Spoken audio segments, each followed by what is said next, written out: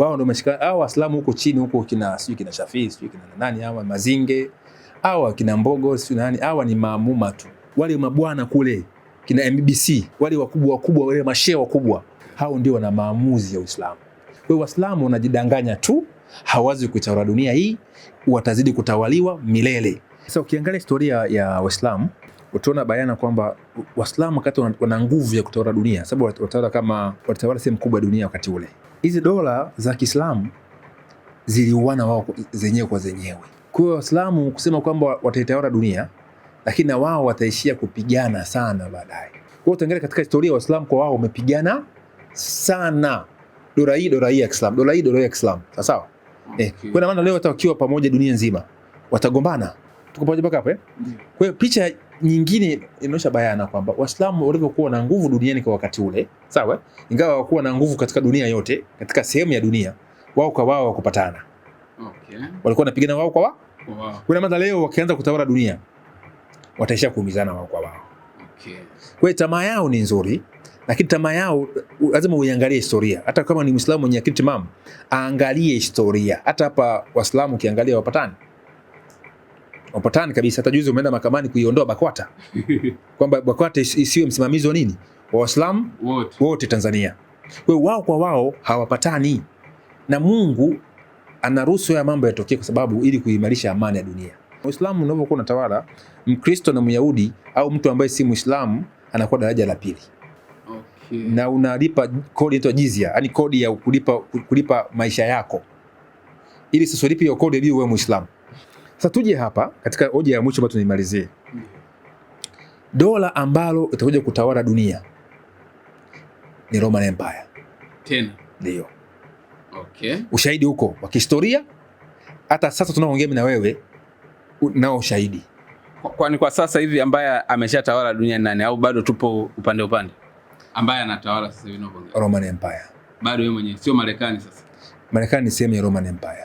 Okay. Roman Empire kuanguka. Roman Empire iligawanyika ndio ikawa Ulaya Magharibi. Okay. Kwa ukisikia Ujerumani, ukisikia nchi za Scandinavia zote hizo, ukisikia Portugal, Italy, Uingereza, ilikuwa ni sehemu ya nini? Majimbo ya Roman Empire. Okay, hata Ufaransa. Kwa sasa hivi zile dola zile za Roman Empire zilizosambaratika ndio zinatawala dunia. Kwa mfano, Uingereza. Ndio. Uingereza tawala dunia, unajua? Uingereza, yes. Sehemu kubwa sana dunia. Ndio katika nchi, katika karne zetu hizi baada ya ni ya pili, ni ya kwanza baada ya Mongolian Empire. Okay. Kujitanua duniani. Wao walifanya hivyo kwenye miaka 1880 huko mbele, 85, 84, 82. Kwanza miaka 1800 pale. Ile ulianza wakati mwaka 1700 Uingereza. Okay. So kiangalia Uingereza ni kwa ni jimbo la Roman Empire. Na lilitawala dunia sehemu kubwa. Hata Tanzania tumetawaliwa na wao. Kenya, yani Afrika kifupi imetawaliwa na wazungu au uongo. Kweli. Ulaya hiyo nini inaitwa Asia. Ndio. Imetawaliwa na wazungu. Okay. Sawa, huko South America, North America, tawaliwa na wazungu. Kuna maana wazungu umetawala dunia. Na kitu ambacho unatakiwa kuelewe, kitu ambacho kinaenda kuinuka sasa hivi ni muungano wa zile dola za zamani za Roman Empire zitaungana chini ya bendera moja ya Roman ya Vatican. Okay. Kwa hiyo ataufufua kwa maana ya kuunganisha. Ila mpaka sasa Roman Empire inatawala kupitia channel zake. Okay. Aya, tuje hata Waarabu na maamuzi.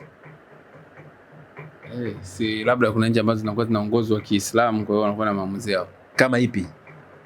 Zote tu kama Saudi Arabia, Yemen. Sasa kwa taarifa yako, utawala wa Saudi Arabia umejengwa na Waingereza na Wamarekani. Waingereza wameutengeneza, Wamarekani wanaulinda. Nchi za UAE, kasema historia. Okay. Sijui Bahrain, Qatar zimetengenezwa na Mwingereza. Misri imetolewa na Mwingereza. Morocco imetolewa na Mfaransa. Libya imetolewa na Mwitari, au sio? Lebanon imetolewa na Mfaransa. Syria imetolewa na Mfaransa. Zile serikali zote zile zimetengenezwa na wazungu. Kwa wakati serikali haziko, ilikuwa na Ottoman Empire. Ottoman Empire ilikuwa imetawala kote kule, zilikuwa si nchi zile, hata Palestina haikuwa nchi.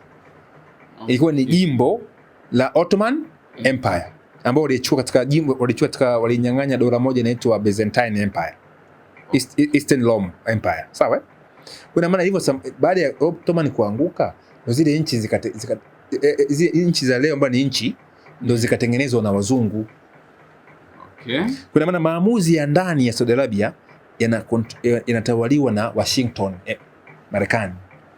Kwa Saudi Arabia haina mamlaka yoyote. Maana nchi yote ambayo ikijiinua nje ya taratibu wa Washington au European Union inawekewa vikwazo. Sawa, hili linaniumizaga sana kichwa. Nakuza kichwa Maana leo Iran ina vikwazo miaka mingi sana. Lakini Iran imepambana, imejitimua. Unajua Iran si Mwarabu.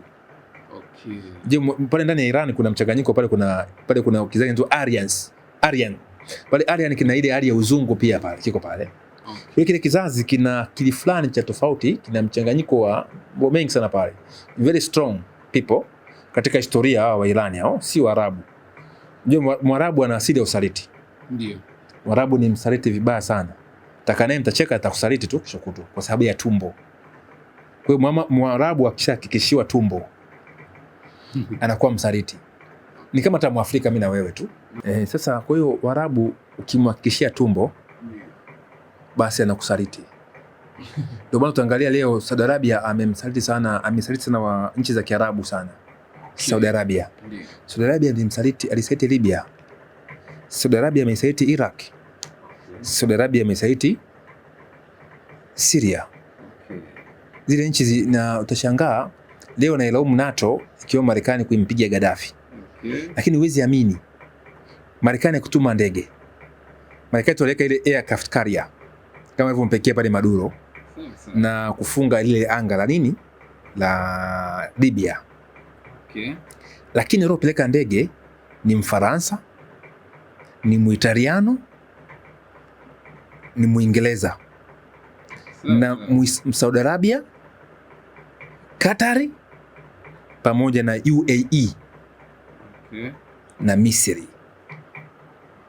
Kwa hiyo walipeleka ndege kumpiga Mwarabu mwenzao Gaddafi. Umeona point hiyo? Ndio, naona. Na hao ndio walipeleka hizo ndege kumpiga Syria.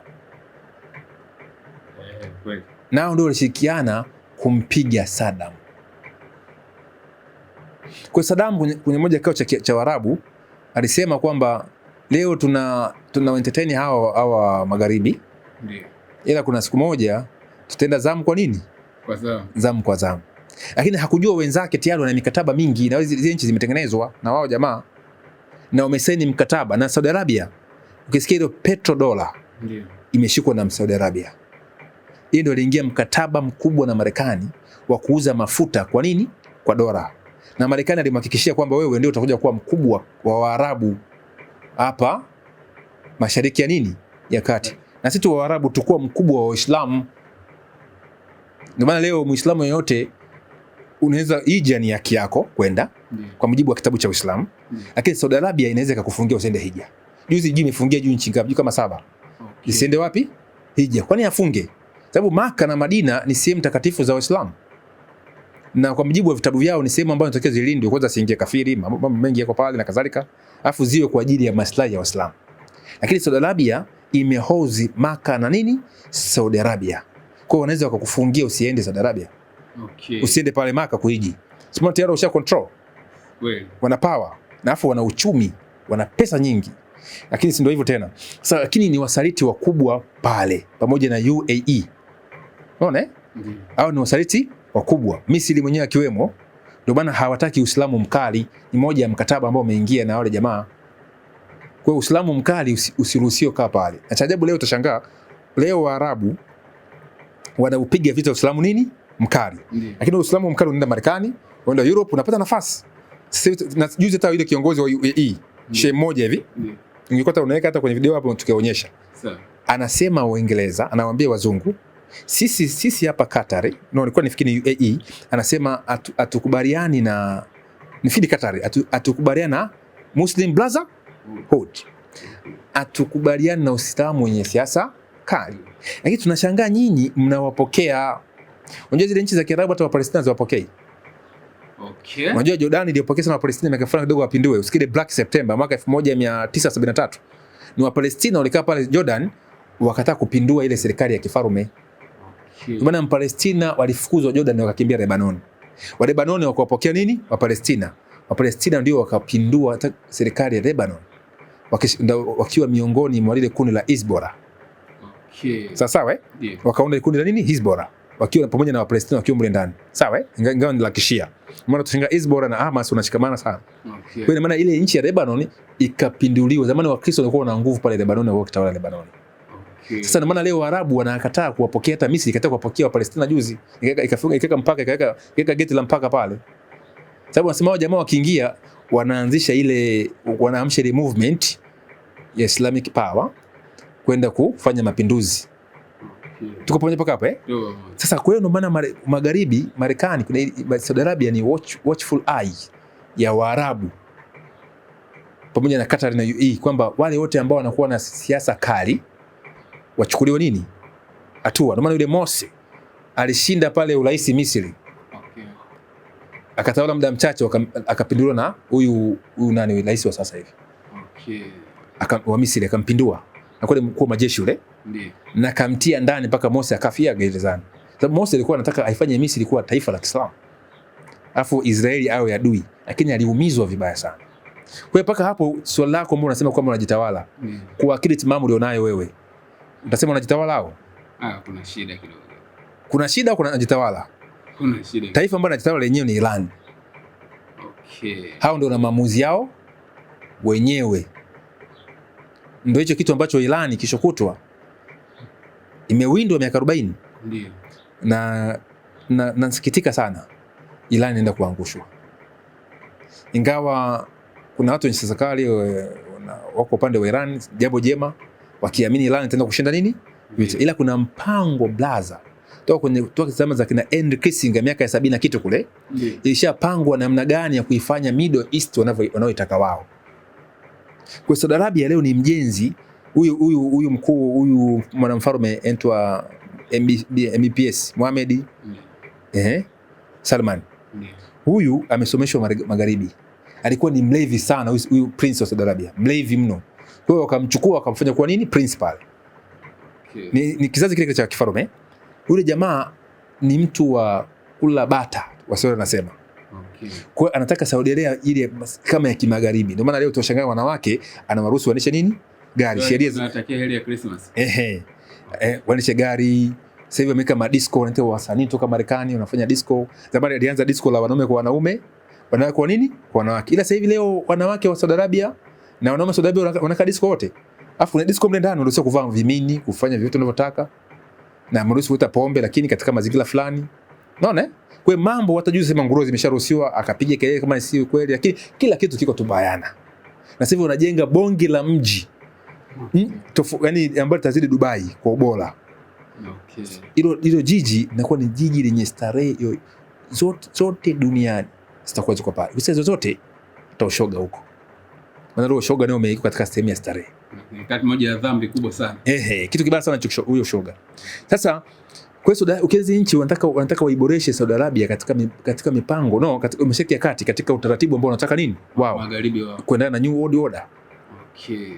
Irani inakataa, ina oppose ule mfumo ambao wanataka utengenezwe, sawa? Kwa Irani hizo kuwa na maisha. Okay. Na sasa hivi na hali mbaya sana Irani kiuchumi. Kwa sababu na ukiangalia wananchi wa Irani sasa wameandamana. Wamegawanyika sababu wanataka nini? Utashangaa leo wa Irani hawataki kutawaliwa na Uislamu mkali. Si kwamba hataki Uislamu uwepo, lakini Uislamu usitawale nini? Serikali. Kwamba serikali iwe secular state, Uislamu uwepo, utakuwa Mkristo unakuwa nini? Mkristo, utakuwa mpagani unakuwa nini? Mpagani kama Tanzania hapa. Tanzania hapa serikali ingilie mambo ya dini. Ukiwa Muislamu, sawa. Ukiacha msikiti, sawa. Ukiwa Mkristo, sawa. Ukiwa mpagani, sawa. Ukiwa shoga, sawa. Au siwe? Ingawa wasemi kama wanakuambia faraga. Wao wanalinda faraga ushoga. Lakini mashoga wapo. Juzi nilikuwa nimepita pale Buguruni pale. Nilikuwa nimesema sehemu moja hivi. Nikaona vijana wadogo sana. Okay. Miaka kama 15, 12, kuna ngapi? Kuja kuangalia vizuri, sema hivi vijana kama ni vya kike au vya kiume. Yaani havieleweki. Ukisogea karibu ni vishoga. Nikauliza pale wakasema ndio kawaida hapa vinakuja kujiuza, viko vingi sana. Okay. Na sehemu nyingi zina mashoga. Kama ushoga ungekuwa ni kuna sheria kwa kamata, tungine wanakamatwa. Lakini si kwa sheria kwenye katiba imekataza. So unajua kuna mashinikizo fulani duniani ambayo sometimes huwezi kuyajua wewe mtu wa pembeni. Ndio. Ila wale ambao wanatawala ile eneo ndio wanakuwa wanahisi ile power. Unajua leo sababu Marekani ina nguvu, Europe ina nguvu, ingie kwenye madaraka uone. Utakuta kuna vitu ambavyo wewe huje kuviona. Hata Magufuli alikuwa anasema kwamba ndipo katika vita vikali sana. Naona kuna mambo ambayo unayakuta documents hivi mimi ni rais kweli? Mbona kama na shinikizo? Kwa mfano angalia ule wakati wa Makonda. Ndio. Wakati wa Rais Magufuli wakati huo. Ndio. Alianzisha vita ya kupambana na mashoga hapa Dar es Salaam, nakumbuka? Sawa. Akaanza akasimama pale kwenye Cloud FM. Ndio. Akatangaza kwamba anataka mashoga wote washughulikiwe. Ndio. Nini kilitokea? Nakumbuka yeye kauli yake walisema ni kauli ya yeye, sio kauli ya serikali. Alafu na yeye mwenyewe nilisikia wamempiga tena marufuku amna kuenda, kuna nchi walimpiga marufuku. Kwenda Marekani na Ulaya, sawa? Ile kisa hujakipata vizuri. Okay. Aliungwa mkono na Watanzania wengi kabisa kupambana na ushoga. Wazazi wengi sana wanatamani kweli hicho kitu kisiwe. Hata mimi hicho kitu sio kitu kizuri. Unajua kitu mtu akishakuwa shoga, kuacha ushoga ni kazi ngumu sana. Kazi ngumu. Sasa kuna power ambayo tuliiona ambayo tukagundua kumbe hata nchi yetu pia ina vitu fulani hivi ambavyo tuvijue. Ndio. Kwa sababu tulishuhudia yule kilichokuwa ni waziri wa mambo ya nje Anto Maiga. Ndio. Waziri wa mambo ya nje wakati huo. Wakati pressure imekuwa kubwa toka Europe na Amerika, maana kilichokuwa anatawala nani? Fikiri Biden. Ndio. Na huku Ulaya anatawala wale watu wa Labour wale. Ndio. Huko Uingereza, Ujerumani walikuwa tawala watu ambao ni wa jamaa hawa. Ndio. Unajua jamaa wao wanaruhusu tu kila kitu. Ndio. Wa liberali hao. Okay. Sasa angekuwa Trump, maana Trump hapendi tu kama hivyo. Ndio. Hawa Republican, unajua Republican sera yao kuisoma, ushoga ni marufuku kwao. Maana Bush alipinga ushoga waziwazi. Okay. Kumbe Bush yupo kinyume na Obama. Maana yake Obama anaona kama aliwakubali. Obama ni democratic. Okay. Wale ni zoazoa wa liberali tu. Okay. Ni wanataka sifa ya watu. Lakini Bush kwenye utawala wake alisema hakuna mwanajeshi shoga ataingia jeshini. Okay. Obama alivyoingia watu wanapenda Obama sababu ni mweusi. Hakuna rais mchafu duniani kama Obama. Na huyo msaidizi wake ambaye akaja kwa rais baadaye ambaye ni Biden. Hao ni zoazoa, ni watu wachafu mno. Sasa na yule Kameruni yule ambao Mugabe alimwambia kama unataka mimi niruhusu ushoga wa Zimbabwe, njoo nikuoe kwanza wewe. Sasa Mugabe alikuwa ni bouncer kidogo. Sasa Makonda naye akajaribu ile vita. Lakini alipata moto mkali sana. Cha kwanza waziri wa mambo ya nje akamruka Makonda. Akasema hayo ni mambo, huo ni msimamo wa serikali, ni msimamo wake mwenyewe. Na Kangu Lugola alikuwa ni waziri wa mambo ya ndani wakati huo kio bungeni, akasema kwamba mashoga wapo salama kabisa. Hizo nukuu ziko. Au mimi nikabaki nimelewa. Na Watanzania wengi wende walielewa. Sema kumbe. Sasa kuna vitu fulani ambao huenda tunapewa ambao masharti yake ndio hayo. Okay. Kwamba msiwaguse hawa watu. Hata kama sheria yako ipo, lakini hizi sheria zetu mara nyingi hazina nguvu kwa sheria za kimataifa. Ambao tumesaini. Sasa Waarabu pia huko pia na wao kuna sheria ambazo wana sheria zao hizo Qur'ani na vinginevyo. Hata unajua kuna pia sheria zingine hata kama si sheria, ila kuna vitu vingine ambavyo hata kama si sheria. Kumuingilia mwanaume mwenzako kinyume na maumbile. Inatakiwa ujasiri wali hata kama ingeruhusiwa. Okay. Unajua ni jambo ambalo ni zito hata moyo wetu kulikubali. Sababu mimi toka nazaliwa sije kuona mbuzi. Beberu anampanda nani? Beberu. Au mbwa dume anampanda mbwa dume, au jogoo anampanda jogoo. Sasa hiyo ni nature. Ndio. Sasa ukiona mwanaume anampanda mwanaume au mwanamke analala na mwanamke, kijamii tu kama hata sheria ipo. Ndio. Jambo ambalo haliko. Unajua wazazi wetu zamani, miaka hiyo ya zamani kabisa, hizi dini hazijaongeza Ukristo na Uislamu kwa Afrika. Ndio. Ingawa kwa Misri ilikuwa inaruhusu kwa namna moja nyingine dini za Kimisri. Sababu Horus Mungu wa Kimisri Horus na Seti walilalana. Sasa wa Misri walikuwa na hizo enzi kidogo. Ila hizi tamaduni zingine hizi utaona kabisa jamii hata umekuwa. Kweli. Utaona jamii ambayo ni kitu ambacho hakikuepo. Wala kiongelewi. Unakuta haina dini kabisa kinaifanya hiyo mambo. Kwanza halikuwa jambo la mazungumzo. Kweli. Unajua ni kitu ambacho hakipo hakiwezi kuzungumziwa. Yaani kifupi kilikuwa jambo ambalo halipo. Hii leo tunazungumzia ushoga kwa sababu kuna watu wametupushi kuzungumza. Okay. Tumase imeshakuwa mada. Yaani kifupi kwa mtu mwenye hekima, hata hapa anayezungumza nasikia kinyaa. Kwa mtu mwenye hekima katika mambo haya hatupasi hata kuyazungumzia. Okay. Tunapokuwa tunayazungumzia tunayaruhusu. Hivi kweli. Nisikia hata kama unapinga, unapopinga ndio unatengeneza inakuwa jambo la kawaida kufuatilia. Ila kwa sababu imeshaongelewa na tumeathirika, kama tunaletewa sijui vitabu vinachoshoga, yani vitu ni vingi, inatulazimu sasa tutokeze tupinge nini mambo kama hayo. Lakini ukianza kupinga mambo sana haya, utajikuta unapoteza baadhi ya mambo yako mengine. Sawa sawa, umeona? Na hii jambo lina nguvu, sababu wao jamaa, kuna wanaharakati wenye nguvu, wana media hizi, wana matajiri, wanaunga mkono mpango huo. Lakini najua sababu ni mwisho wa dunia. Yesu alisema siku za mwisho zitakuwa kama siku za Nuhu ama Sodoma na nini na Gomora. Ndio siku zenyewe bwana simulizi, ndio tumefika wakati wa mwisho. Ushoga unagonga hodi katika nyumba za nini za ibada, yani kule nje sasa wameshamaliza, sasa wanagonga hodi kuna nyumba za nini za ibada. Nashangaza viongozi wa dini na wao wanaruhusu. Unajua hata juzi kwa naangalia video fulani huko Uarabuni, ndio hawajaruhusu moja kwa moja, lakini kuna michezo ambayo ukiangalia unacheza unasema wanaume nao wanazungusha matako hivi makario, ni kitu jo mwanaume imara, hata akiguswa kwa bahati mbaya na react kweli, si ndio Nina kwenye movie moja hivi ukamgusa nyani ulimgusa nyani matako, nyani kidogo mume yule mwanamke aliyomgusa nini. Sasa kuna ile hali ambayo by nature, sasa ukiona wanaume unacheza kama wanawake, wanaume wanavaa nini eleni mara kikuku mara wanapiga uwanja, ujio tayari hapo jamii imefanyaje, alafu unakuta wao ni maarufu. Kwa maana ni kizazi ambacho kipo hata kama hujaruhusu moja kwa moja, lakini ndio hali ambayo ina uharibifu. Sasa kumaliza mada yetu kwamba tumepata picha kwamba nchi za Kiarabu, nchi za Kiislamu hazina maamuzi. Kwa Uislamu ambao uko duniani leo ni Uislamu usiokuwa na maamuzi, usiokuwa na power ya kisiasa, usiokuwa na power ya kiuchumi ambao unaweza ukaliact kama zamani kwa una dola kama Ottoman Empire na kadhalika. Leo Uislamu huwezi kuliact. Sasa tulikuwa tujafika dini gani sasa inakuja kutawala? Dini gani itatawala? Ndio. Au nini kitatawala? Asante. Kwa kumalizia hapo, ndio. Nimesema kwamba Roman Empire iligawanyika. Kwa mujibu wa Biblia. Ukisoma kitabu cha Danieli sura ya 7, ndio. Kuna empire 4. Empire ya kwanza ni Babeli, ya pili ni Umedi na Uajemi ambao ni Irani leo, ya zamani. Alafu kuna pembe mbili. Kuna Ugiriki. Alafu kuna mnyama wa kutisha Roman Empire. Wakristo wote wanaamini hicho kitu, Roman Empire. Hata Yesu anazaliwa wakati wa Roman Empire ikitawala dunia nzima. Muhammad anazaliwa na ikuta Roman Empire. Maana kwenye kitabu cha Qur'ani kuna surati Lumi.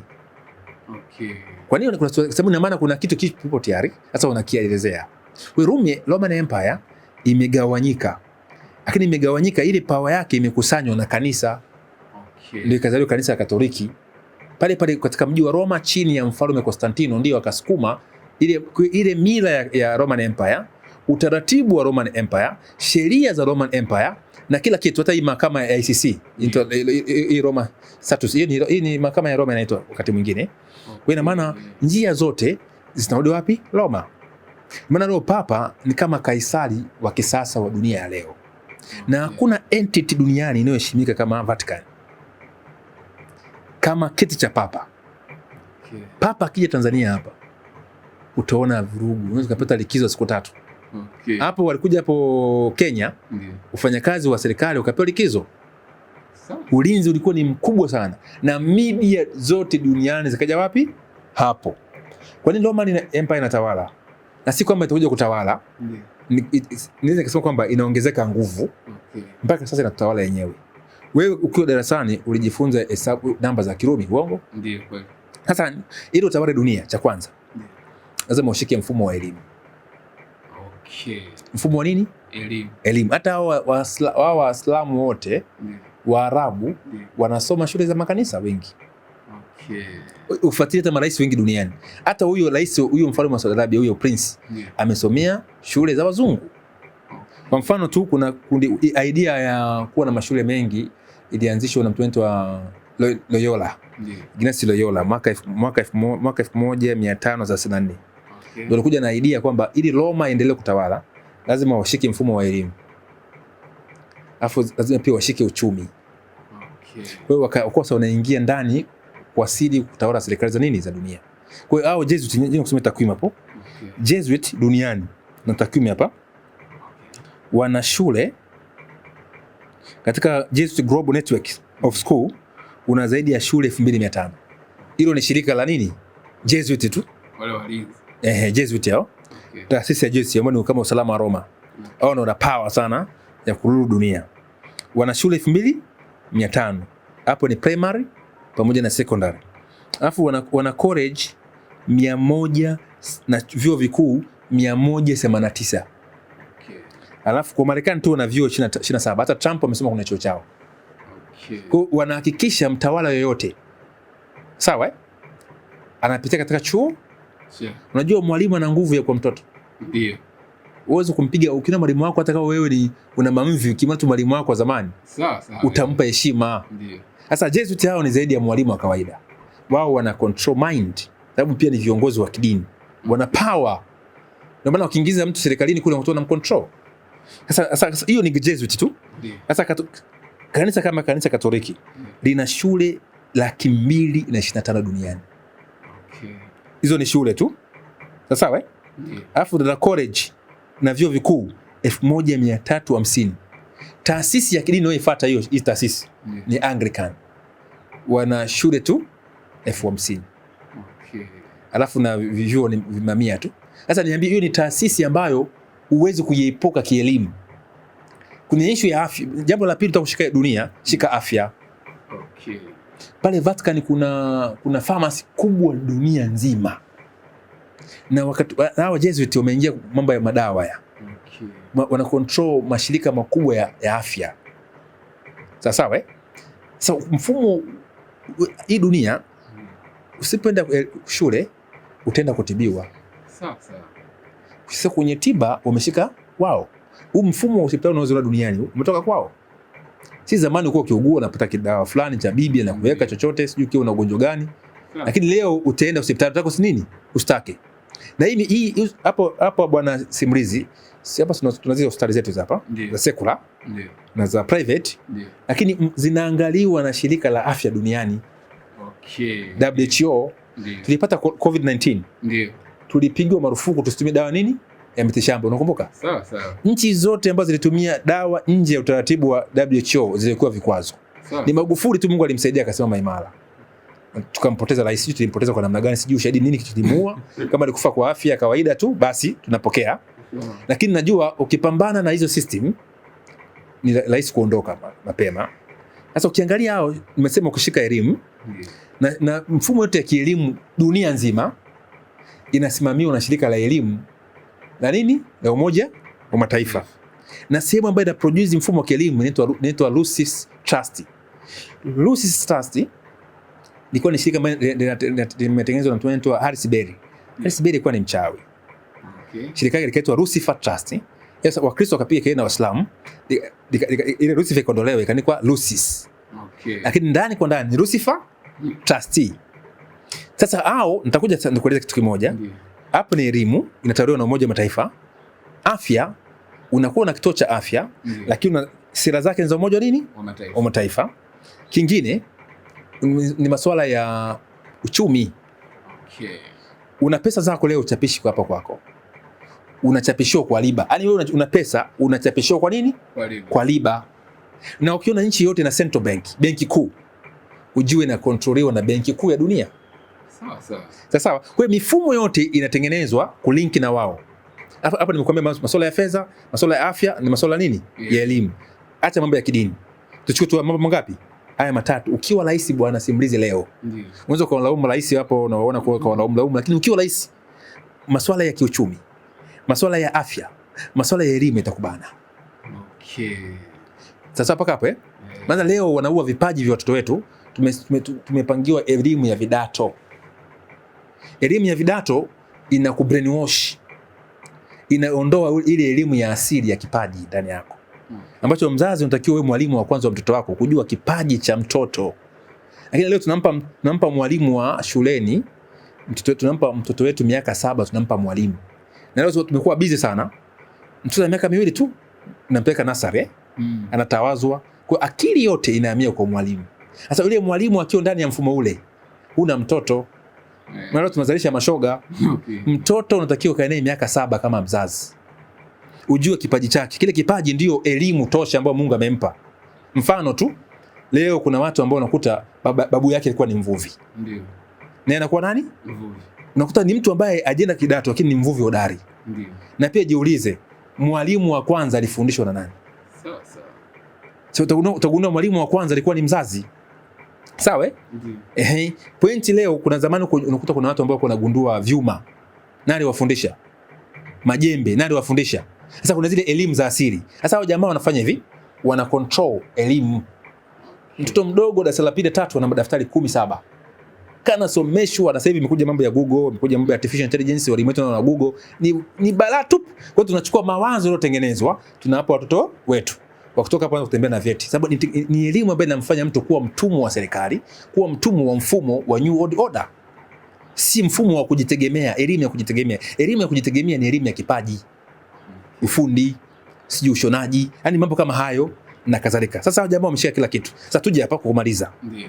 Umoja wa Mataifa nani anao control? Nimesema kwamba kila kitu kina linki wapi kwenye umoja? Sababu mngesema leo tu linki Roma, wangekataa. Hii ni taasisi ya kidini. Sasa imetengenezwa mfumo mwingine na Jesuit. Ukikata Umoja wa Mataifa ulitengenezwa baada ya League of Nations kwa kuferi. League of Nations ilitengenezwa baada ya vita vya kwanza vya nini? Vya dunia. Inaitwa League of Nations, League ya Mataifa. Wana ligi gani? Ligi yao ilikuwa ni kuzaa umoja wa nini? Wa Mataifa. Baada ya Umoja wa Mataifa wa League of Nations ya kwanza, Marekani ilikujiunga. Na Marekani ilikuwa ndio mlengwa. Ili watumia nguvu ya Marekani, sababu Marekani ilikuwa na mfumo wa kujitegemea. Ili Marekani iwe globalism. Kuwataka kila kitu kingie nini? Katika mfumo wa nini? Globalism. Sasa United Nations ikaundwa baada ya vita vya ngapi? Vya pili, kwa lengo la kuzuia machafuko. Swali linakuja, toka Umoja wa Mataifa umekuwepo kuna machafuko yamezuiliwa? Hapana. Wakija kulinda amani hapa, eti kwamba kama napigana si kwa sisi, wenyewe wakija watu ingilii kutupiga. Tukiwapiga wao na wanatupiga. Ile wote wanalinda amani. Kwa nini nyinyi msiwe hiyo nguvu, msiwapige hawa waasi, muunganishe taifa zima, mlijenge taifa, mliweke sawa? Kwa maana ni kitu fulani ambacho kinafaidika na mambo fulani. Sasa tuje na amekiunda. Lengo la Umoja wa Mataifa, rafiki yangu, zumuni, nikasoma vizuri document za Umoja wa Mataifa. Ndiyo. Lengo la umoja nini? Kama lengo la League of Nations ni kuzaa United Nations. Ndiyo. Umoja wa nini? Wa Mataifa. Ndiyo. Na lengo la Umoja wa Mataifa ni kuzaa World Federation, shirikisho la mataifa. Sasa hiyo shirikisho la mataifa inabidi iwe na majimbo. Ndio maana wametengeneza majimbo 10 kupitia Club of Rome pale Vatican. Kwa umeunda majimbo 10 na Trump sasa hivi anapambana kuunda jimbo la kwanza inaitwa NAFTA. Ambapo leo China na Russia hawataruhusiwa kuna NAFTA. Kwa hiyo kuanzia North America, South America itakuwa ni jimbo la kwanza kiuchumi duniani. Na jimbo la pili kiuchumi ni jimbo la Ulaya Magharibi.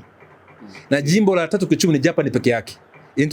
Into World Economic Cornerstone, Japan. Sawa? Kwa unazigawa chini ya Club of Rome, chini ya Umoja wa Mataifa. Sasa lengo la Umoja wa Mataifa ni kuunda World Federation chini ya mtawala huyu. Sasa huyo mtawala mmoja atakuwa anaunda majimbo, atakuwa anatawala chini ya majimbo 10. Hiyo ni Umoja wa Mataifa. Sasa nani ameunda Umoja wa Mataifa? Nenda kaangalia wale waasisi wa Umoja wa nini? Wa Mataifa. Wanamsifia nani? Kwa mtu mmoja anaitwa Charles Ardern. Huyo ni Jesuit ambaye alimkreti Mao. Ndiyo. Mao Zedong. Okay. Sasa ni Jesuit Mkatoliki huyo. Huyo ndio mwalimu wale waanzilishi wa Umoja wa nini? Mataifa. Kwa hiyo wale wa Jesuit ndio walicreate nini? Umoja wa Mataifa. Na Jesuit ni mkono wa Roman Empire. Mkono wa Roman Catholic. Kwa hiyo Umoja wa Mataifa umetengenezwa na Roman. Ndio maana leo una katibu. Ndio maana katibu baada ya mambo yote ya mikutano utashangaa. Nasikia ndugu yangu simulizi. Ndiyo. Lazima aende Vatican kutoa ripoti. Ndio maana ni mwaka 2015 kipindi cha COP21. Yaani mkutano wa mazingira duniani. Viongozi walikutana wote dunia nzima, kina Obama na wasanii duniani wakika mkakati wa kuiokoa dunia isiharibike katika mazingira. Wanasema kwamba tusiposhikamana 2030 kutatokea matatizo makubwa duniani ya hali ya hewa mbaya. Kwa hiyo wakapanga kuondoa hewa ya ukaa, carbon. Sawa? Alafu cha kwanza mkakati ambao ulipokelewa ukapitishwa ni mkakati wa Vatican, unaitwa Laudato Si. Nenda pa St. Joseph, kanuni kitabu inaitwa Laudato Si cha Papa Francis. Okay. Mle ndani kuna mkakati wa mazingira duniani. Na moja ya mkakati wa mazingira mle ndani katika ukurasa wa 294, kipengele cha 294 kuna pumziko la Jumapili. Okay. Inaitwa Zero Carbon Sunday. Kwamba siku ya Jumapili hatutaruhusiwa kufanya kazi yoyote, kuwasha gari yako, kuwasha kiwanda, ama vile vile lazima kama umeme na simu. Lakini siku hiyo mtakuwa mna rest, mnapumzika dunia nzima. Umoja wa Mataifa umetiki. Sasa kwa maana baadaye Rome Empire, hata Waarabu hao, kina Saudi Arabia, wote hao, kina Qatar, wote wamo kwenye ule issue ya mazingira na wote wamesign. Sawa. Kwa Jumapili itakuja kuwa pumziko la dunia nzima kwa mazingira. Ni sio kwamba moshi wote usipande juu kuharibu ozone layer. Mbona mmenyang'anya mifuko ya nylon? Ndio. Mnaambiwa mpande miti, au sio? Na waziri wa mazingira, hadi mnalazimishwa tu. Na waziri wa mazingira wa East Africa kina Jacob Zuma, ingia kwenye Twitter, kwenye X yake utaona pale ameandika sio kwamba East Africa itafika wakati hamtafanya kazi siku ya Jumapili, mtalistarehe. Na Jumapili aliyeanzisha ni nani? Wakatoliki wanasema kwamba Jumapili ni chapa yetu ya mamlaka. Sawa? Na kanisa Katoliki kwa mamlaka yake iliyokuwa nayo lilichange siku ya Sabato kuipeleka juma ngapi? Jumapili, kwa mjibu wa vitabu vyao. Kwa hiyo na dunia nzima imepay homage, kwamba dunia nzima imekubaliana na Katoliki. Maana leo dunia nzima kubwa ya dunia wanatumia Gregorian calendar. Sawa. Na Jumapili kwa mfano alianza Christmas nani? Maki wenyewe wa Katoliki. Siku ya Christmas serikali inatoa pumziko? Inapumzika. Siku ya Pasaka serikali inatoa pumziko? Wanapumzika. Siku ya Jumapili serikali inatoa pumziko? Inapumzika. Hata leo mashule yote hata hizi medium school umeanza kuua Jumamosi imekuwa siku ya nini? Ya shule, si ndio? Zamani serikali ilikuwa imetoa Jumamosi na Jumapili ni weekend. Lakini leo imebaki juma ngapi? Jumapili, sababu mfumo wa elimu wana control wao. Sasa dunia nzima, sasa tunapomalizia ndugu simulizi, Uislamu ukiwaangalia wao ndio wameloea Roman.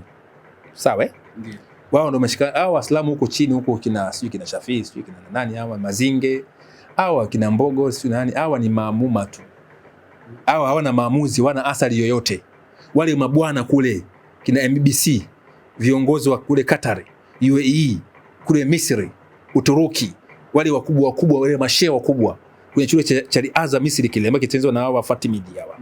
Hawa wawasha shini kile chuo ni hatari, ndio kina Noa mambo yote na kuchakata mambo yote, hata Qur'ani inatumika sasa hivi imechakatwa pale ya mwaka 1924. Sawa? Hao ndio wana maamuzi ya Uislamu. Na hao ndio marafiki wa Roma, au sio? Hao ndio wanachakata na mambo ya maamuzi ya ulimwengu. Kwa ulimwengu unaenda katika new world order, mpango mpya nini? Ulimwengu ambao utatawaliwa chini ya Vatican. Na Biblia na support, na unabii wa Biblia ni unabii ambao unathibitika. Hata Yesu alisema kwamba wakati ule mtapoona chukizo la uharibifu limesimama mahali patakatifu, ndio mwisho wa nini? Wa dunia. Kwa chukizo la uharibifu Yesu alikuwa analenga Roman Empire. Roma ambayo imegawanyika kuna Roma ya kipagani na Roma ya nini? Ya kidini. Kwa Roma ya kidini imerisi Roma ya kipagani. Kwa chukizo la uharibifu leo litasimama, litafanya maamuzi juu ya dini, litafanya maamuzi juu ya uchumi, maamuzi juu ya siasa zote za dunia kupitia Umoja wa Mataifa, lakini ina pay homage kwenye Roman Empire chini ya Pope. Kwa hiyo Waislamu wanajidanganya tu, hawazi kuitawala dunia hii, watazidi kutawaliwa milele. Ufalme ambao unakuja mkuu kwa mjibu wa ndoto ya Danieli sura ya 2 ambayo ina madini 4: dhahabu Babeli, fedha kifua hichi ambayo ni Umedi na Uajemi, kiuno hapo na mapaja yako ni shaba Ugiriki, afu miguu ya chuma ni Roman Empire. Yote imetimia.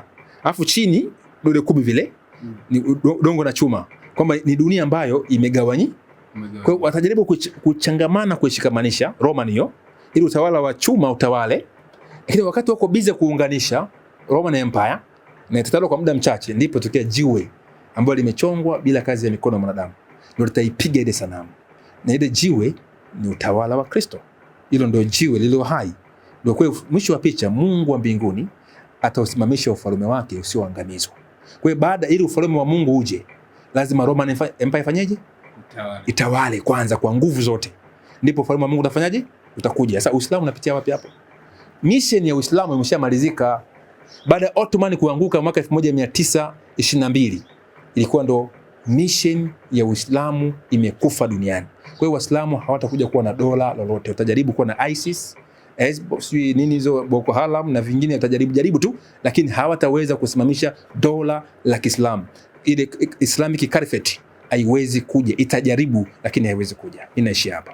Sawa, na mimi nashukuru sana kwa mchango wako ambao nafikiri utatufungua macho zaidi kwa ajili ya kuendelea kusoma zaidi na kufuatilia zaidi habari hizi. Asante sana. Asante sana, Mungu akubariki ndugu simulizi. Amen.